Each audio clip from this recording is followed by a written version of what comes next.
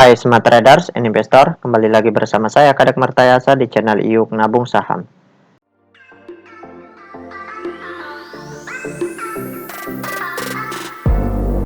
Nah, di episode kali ini kita akan membahas salah satu perusahaan yang direquest oleh Eric Surya.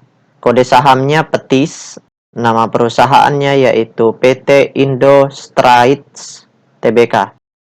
Oke, untuk mempersingkat waktu langsung saja kita cek datanya di aplikasi iPod.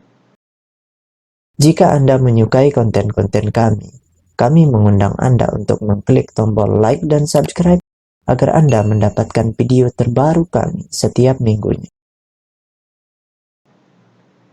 Selanjutnya kita ganti kode sahamnya di sini Petis. Kemudian kita enter. Nah, kalau kita lihat grafiknya, selama setahun terakhir, itu harga sahamnya pernah menyentuh ke harga tertinggi di harga Rp580 per lembar. Kemudian terendahnya pernah menyentuh ke harga Rp150 per lembar. Nah, sekarang kita ingin lihat apa yang dilakukan oleh investor besarnya. Kalau ada ya. Sebentar kita cek.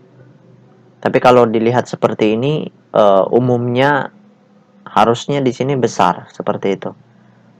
Kalau tidak mungkin hanya investor semi retailnya saja. Nah, kita lihat apa aksi mereka. Apakah mereka akumulasi, distribusi, atau markdown seperti itu, atau do nothing. Oke, langsung saja kita cek data broker summary-nya. Kita klik kolom Browsum. Selanjutnya di sini kita ganti kode sahamnya Petis. Kemudian tanggalnya kita ganti dari tanggal 01/04 atau April sampai dengan tanggal 02/06/2022. Oke, kita show. Berdasarkan data transaksi atau data broker summary dari perusahaan PT Indo Straits Tbk ini, kalau kita hitung total lot yang dibeli dengan total lot yang dijual secara keseluruhan dengan menggunakan tools tambahan yaitu Detektor, maka dapat ditarik kesimpulan bahwasannya selama 2 bulan lebih terakhir ini, investor semi retailnya atau investor besarnya itu melakukan aksi big distribusi. Jadi di sini mereka distribusi, kemudian beli sedikit, distribusi lagi, seperti itu. Jadi kalau kita akumulasi secara keseluruhan selama 2 bulan, itu mereka melakukan aksi big distribusi. Nah, ini sebaiknya kita hindari dulu kalau big distribusi seperti ini. Oke, sekarang kita tutup data transaksinya. Nah, selanjutnya bagi rekan-rekan investor, jika ada yang ingin ditanyakan atau ada yang ingin di-request, silahkan komen di kolom komentar.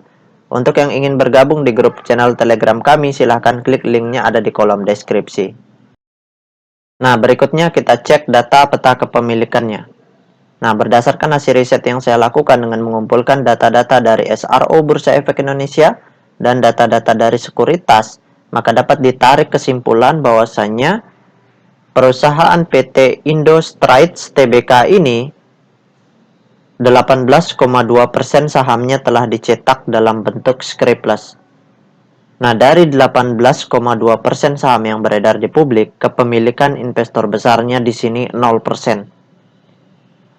Ini artinya tidak ada satupun investor institusi lokal maupun asing atau investor individual lokal maupun asing yang memiliki porsi kepemilikan di atas 5%. Makanya di sini investor besarnya 0%. Jadi ini sebaiknya kita gunakan untuk trading ya, kalau investor semi retailnya nanti besar.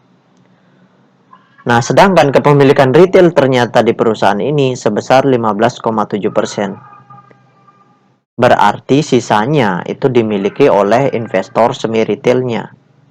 Sekitar 85% seperti itu.